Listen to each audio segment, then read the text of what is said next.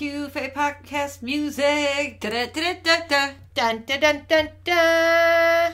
Hello and welcome to Michigan and Other Mayhem, the show about Michigan, murder, mysteries, and other random mayhem from around the world. Your hosts are Allie And Jen. and Jen. What you doing? I am doing the drugging, strangling, burning, and dismemberment of Ramsay Scrivo, Scrivo, age 32, of St. Clair Shores. Damn, Michigan. Wow. Yeah, it's really messed up. It's a total messed up story. I'll go last because I've got Genghis Khan. Now, you could spend days talking about what this motherfucker did. He did some stuff, let me tell you, but we're just going to hit high level shit because nobody has 4 hours. You have to do it in parts. Yes. Two things. Yeah. One, I went on YouTube, and I was never a really big YouTube watcher until we started this podcast. Okay. Oh, Because I always everything have. has a YouTube video attached to it. Well, So yeah. I learned how I'm always looking up murders in Michigan, but I'm always getting the same crap. Right? But there's a filter. So you can say, hey, I want to see the last 30 days. Anything loaded in the last 30 days. And you know, it's jacked up. The amount of stuff that came up for Michigan. Are you kidding me? In that period of time. Like, we had the worst December ever that I know of. No way. Yeah, it was crazy. I think I'm like, oh my gosh, I just need to like make a list and just do bullet points of all the different murders and stuff that had happened In December in December 2018. 2018. Okay, that makes sense. I think there's another podcast, I don't know if it's still active, but it's called Murder Mitten. So that makes sense, Murder Mitten. Mm-hmm. Also, a book I received for Christmas was Blood on the Mitten. Yeah. So we got a lot of Michigan. We got a lot of murder here in Michigan. Yeah, there's things people don't even know are happening. Yeah, I'll believe it. On a YouTube video. Also, while I was looking at YouTube videos, I came across Oxygen TV. Have you ever heard of it? Isn't that Oprah's network? I have no idea. I think it is. Okay, yeah. I didn't get that deep. It's my into girl it. O. Oh. Well, Oprah for president. She's really. It's not of what I would think Oprah would be having on her show. Well, this is about murder. It's I found it on YouTube. Mm-hmm. They have a series called Snap. They have a lot of different crime series, but this one interested me because it was a series called Snap that profiles women accused of murder. They create small videos called After the Verdict too, which they interview people who knew the killer, the victim, and those involved in the investigation and the trial. The only reason why I would believe that is within the last week, I found out there's a guy named Paul Holes, Holes, like holes in your pants or whatever. Mm-hmm. And he was pretty significant in catching the Golden State Killer.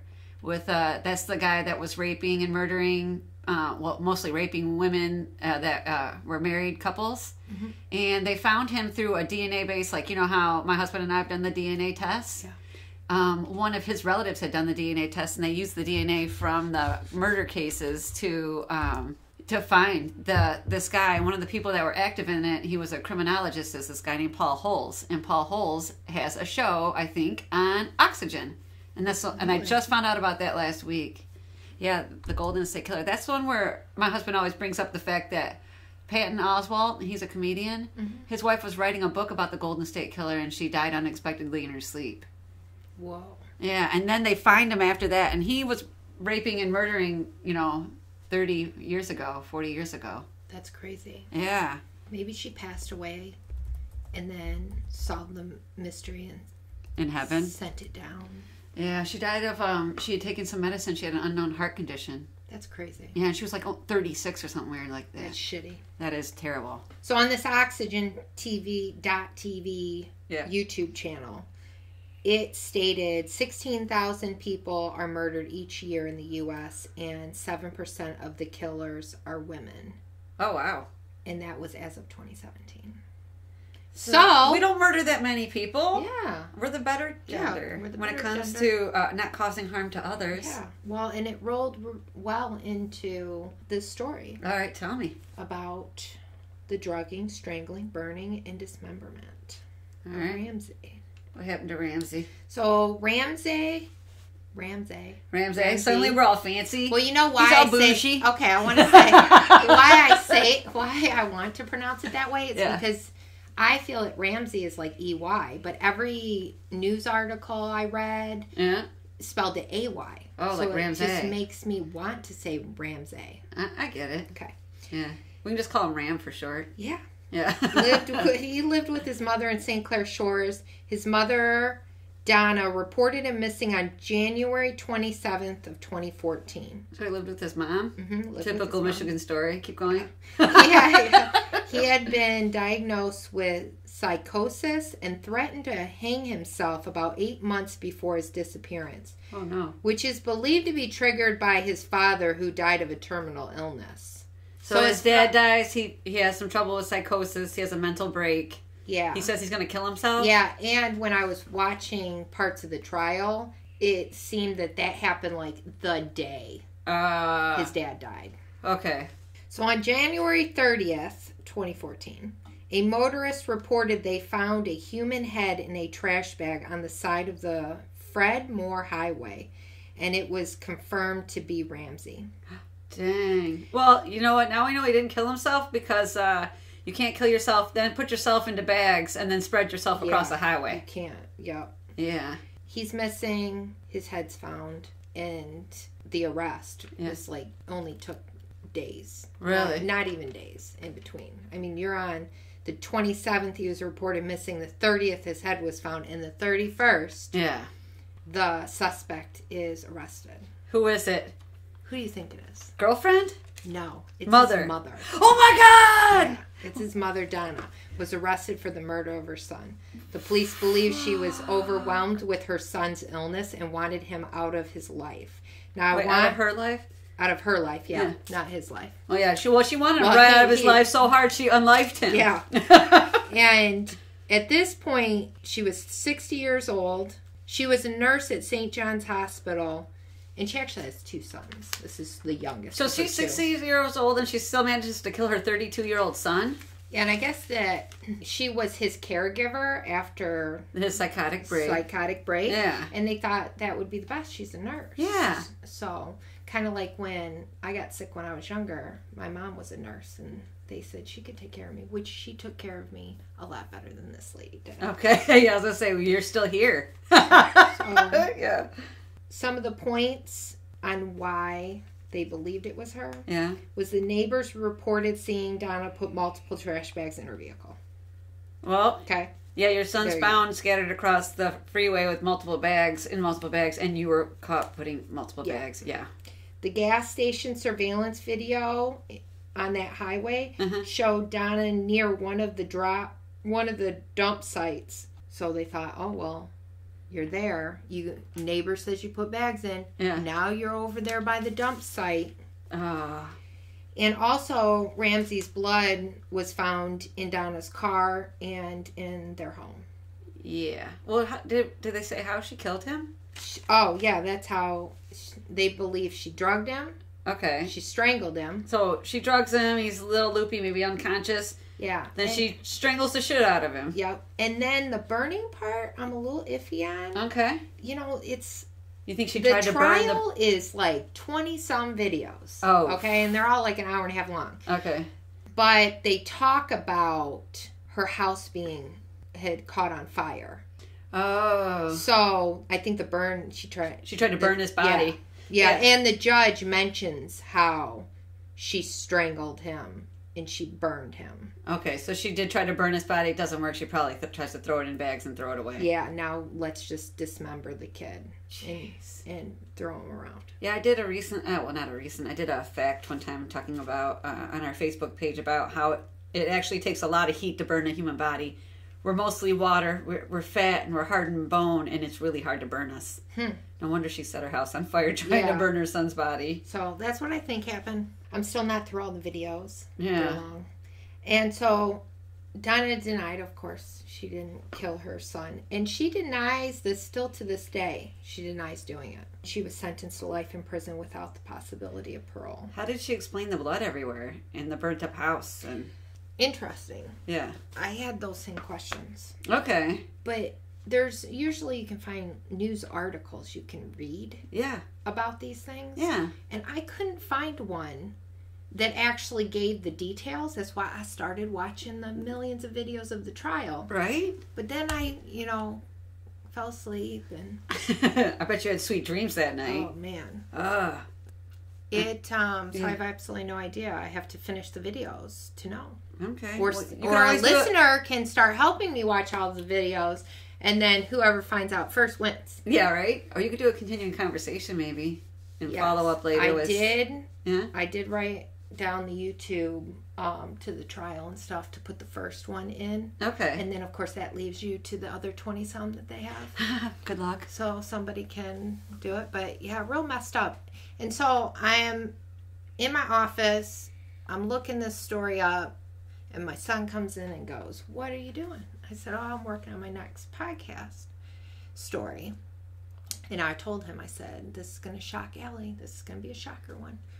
And he goes, "What's it about?" And I said, "Oh, this mom that just got sick of her kid, I guess, and dismembered his body and strewn him around about the highway." And he was like, "Well, are you going to do that to me?" And I'm like, "No. Who's going to take care of me when I injure myself because I fell down the steps or I tripped over my own foot or I ran into the bathroom door and I can't use my arm? I mean, I can't." That's true. You can't kill them now. You need them later. And I said, the chances are actually more high that you'll get sick of me and dismember my body and strewn me about the highway. But did you tell him his Aunt Allie's going to be on the lookout for that shit? Yeah, he better be clever if he tries that shit, because I'm looking. I know. But it's so sad. I think I already promised you I would follow up if someone serial kills you. Absolutely sad. That is sad. I did find this story. I found little clips of on the oxygen. Okay. I couldn't find a full episode. But what did I run into when I was on the site? They, in their current season, did Kelly Cochran. Ooh. Yep, so I put that in the continuing conversation. Oh, that's a great idea, because we already talked about her. An episode, we did in October. Yeah. So I was like, holy crap, look at that. I did that story. Nice, look at that. All right, go. Hit me with what you got. Okay, I'm going to tell you about Genghis Khan, and there's some really cool stuff, and there's some really fucking awful shit. I'm just going to be honest that I don't know anything, so. You're about to, girl. Okay. Hold on to your undies. All right. So Genghis Khan was the founder of the first great Khan of the Mongol Empire. His birth name was Temujin. He gave himself the name Genghis Khan when he was around 40 years old. Khan is the traditional title meaning leader or ruler, and Genghis Khan means universal leader. So he's basically like top badass. That's what Genghis Khan means. So we can change our name now. Well, yeah. And be badasses. Well, King already is like a leader, so we could be like King Khan. That'd be awesome. There you go. Then we'd be like King. You know what I mean? Yeah. He was born in 1162 with a blood clot in his fist, which was believed to foretell him being a great leader. So I was like, so as you're coming out of your mom's vagina, you got to grab a blood clot. But apparently in the Mongol steppe area, if you're born with a blood clot in your fist, it means you're supposed to be a leader. A rival poisoned his father when he was 9, and the tribe expelled his mother. So she was forced to raise 7 kids alone without the assistance of a community. And Genghis Khan's family had to hunt and forage for food. Genghis may have murdered one of his half-brothers in a fight over food when he was 10 years old. So he came out holding a blood clot and was just swinging after that. At 10 years old, kill someone over food. Wow. Yeah. When he was a teen, rivals abducted Genghis Khan and his wife. And I say her name later. Shit. I didn't write it down here. Oh, well. I'll say it later. Forcing him to live as a slave. He escaped, and by his early 20s, he was known as a formidable warrior and a leader. And he began the Mongol invasion, defeating those in his path. Genghis made strategic Jesus Lord with the English language. I meant to say alliances, but I wanted to say allegiances, and my brain would just not let me pick just one. You corrected yourself. I corrected myself, there Poppy. Alliances, and demanded absolute loyalty through fear and death and retaliation. The Khan's troops occupied much of Central Asia and China, and Genghis Khan united nomadic tribes of the Northeast Asia.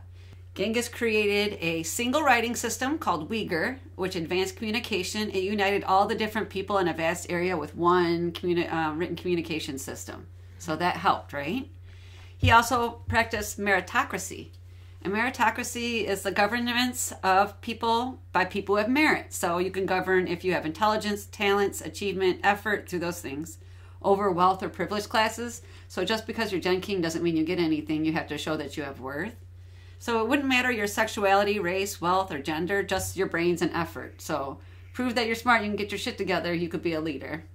Oh, I'm a leader. Yeah.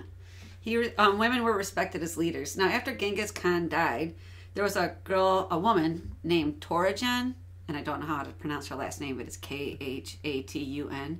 She ruled the empire for 5 years after the death of her husband and before her eldest son was elected. So women could lead the empire too.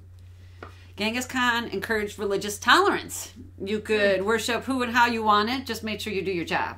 So do whatever you want, that's fine. He was also credited with bringing the Silk Road under one political environment, bringing communication and trade to the Northeast Asia, into the Muslim Southwest of Asia and Christian Europe, and it expands culture. So what's the negative effect of his takeover? Genocide. His troops were known to have killed millions of people. Genghis Khan led large-scale massacres of civilians. So you didn't even have to be a warrior. If he determined that something went down in the city that you lived in and he wasn't down with it, he'll kill everybody in the city. It doesn't matter to him that they're children, that they're not warriors. None of that matters to him. Genghis Khan, I did that. Okay. Historians put the number of people killed by Khan's troop around 40 million. Wow. That is more than Hitler and Stalin combined. Genghis Khan reduced the entire world population by as much as 11%. So his troops killed, about 11% of the world's population died underneath this man's boot heel. Genghis Khan killed so many people that he may have scrubbed 700 million tons of carbon from the atmosphere by allowing previously populated and cultivated land to return to carbon-absorbing forest. He was slowing down global warming. He was for climate change before people knew. Yes. Yeah. He literally would kill an entire town and then forest would regrow there because there's nobody there anymore to cultivate fields or anything. Yeah. He killed so many people that he affected climate change, cooling the planet. Yeah, I mean, he was an environmental warrior before people even knew. Yeah. So no known records have details of his personal life or his physical appearance survived through time. None of it. So no one knows for sure. One person, I don't know if you know what a Mongol's like, but they normally have like a little bit tanner skin, dark eyes, dark hair. And they say he had red hair. There was one account that said he had red hair. Well, he did come out with a blood clot in his hands. Yeah, he was special. Genghis Khan died in 1227 at age 65. No one knows for sure how he died. There's like all sorts of rumors. One said it was a fall from a horse. Another said it was a wound from an arrow that got affected. Another one said he died trying to rape a Chinese princess. And he was buried somewhere in Mongolia in an unmarked grave. To conceal the location of the grave, his funeral escort executed everybody in their path. The legend states that his warriors then killed the slaves who dug the graves. Then they killed each other, and the last man was to kill himself to keep his burial site a secret, so no one would know where his body was. Genghis Khan's empire continued with large-scale slaughters after he died. His descendants continued his work on conquering their way through Eastern Europe and Southwest Asia. Genghis Khan's empire became the largest contiguous empire in history. And contiguous means like touching. The only people who had a larger empire were the English. And, the English were in England and they had, some part of their empire in India. Some was in China. None of it was touching. The Khan Empire, literally, they had the largest touching area. Well, that's because they're just walking down the road and killing people.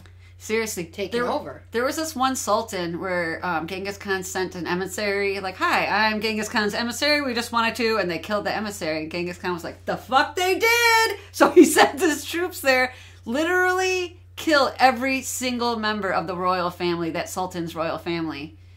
Everybody. Well, it probably bought him a couple days, because that guy was probably really going to kill him. Well, then he got pissed, and he was like, fuck it.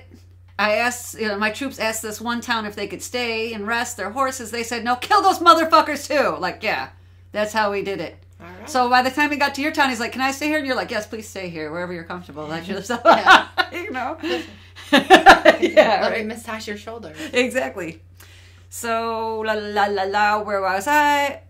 Okay, it was about 13.5 kilometers square, which is about 8.4 million square miles. That's how big his empire was. His empire peaked in 1260 before breaking into 4 smaller empires. So after that, it wasn't the one big one anymore. 10% of the men who lived in the Mongol Empire at the time of his death may have carried Genghis Khan's DNA. He was, let me tell you what he did. 0.5% of men in the world today, about 16 million individuals alive today, carry his DNA. That's because Genghis Khan had multiple wives, about 500 of them. Whoa. A harem, and he raped his way through his empire. His first wife, I think it's Borte, it's Borte, that he saved from the rival tribe in the beginning. She gave him 4 sons and at least 6 daughters. And only Borte's sons were considered to be legitimate successors. All the other kids after that were just extra kids. Yeah, he raped his way through the entire empire. Raped so many that literally to this day, 60 million people still have his DNA. That's crazy. Yes. I have 2 quotes from Genghis Khan, just to let you know what kind of a badass he was. It says, "The greatest joy for a man is to defeat his enemies, to drive them before him, to take from them all they possess, to see those they love in tears, to ride their horses, and to hold their wives and daughters in his arms." Damn. Which immediately reminded me of, did you ever see the movie Conan the Barbarian with Arnold Schwarzenegger? Oh my God, I love that movie. So at one point, they had taken Conan and he becomes a gladiator, and his master says, "Conan, what is the best in life?" And Arnold Schwarzenegger, who's Conan, says, "Crush your enemies, see them driven before you, and hear the lamentation of their women." I was like, that motherfucker quoting Genghis Khan. That's great. And the second quote that I have from Genghis Khan, the last quote is, "I am the flail of God. Had you not created great sins, God would not have sent a punishment like me upon you." So, imagine those people who are religious. He's like, "God sent me to whoop your fucking ass." Yeah. And they were like, "Holy shit, he's right." Yeah, so he did good stuff, and he did some really I think we just need to focus on how, he helped global warming. Okay, well, just, he killed 11% of the world's population. He probably gave 50% of it PTSD. From all the raping and the murders, yeah. There's probably people with PTSD just scattered throughout the land because of this dude. Heck yeah. I know, what an asshole. Wow. I know. That's crazy. All right, you've been listening to Michigan and Other Mayhem with Allie and Jen. Contact us. Motherfucker, why? This is so great. Fuckface, why? Right. Oh, I haven't tried to cuss less. I know you can't tell. I haven't tried to cuss less. Well, I think it's true all the way up to this one. I know. I was just because, damn it, why? The thing you're talking about. The content? Yeah, it's the content. Yeah, well, plus I've said openly as a human being, I use all the cuss words all the time. All of them. I don't even notice. Yeah. You're probably just I'm so used to it. Yeah. I don't notice. The only thing I don't use is I never use racial slurs. That's not for me. I use all the other words. I have so many words, I don't need racial slurs. I can insult you with all the other words I have. So, contact us. Whatever. Fuck. Never mind. MichiganandOtherMayhem.com to join the conversation, listen to the podcast, access show notes, find site links, and correct us when necessary. Rate and subscribe to our podcast on iTunes, Google Play, Anchor, and YouTube. Bye-bye now.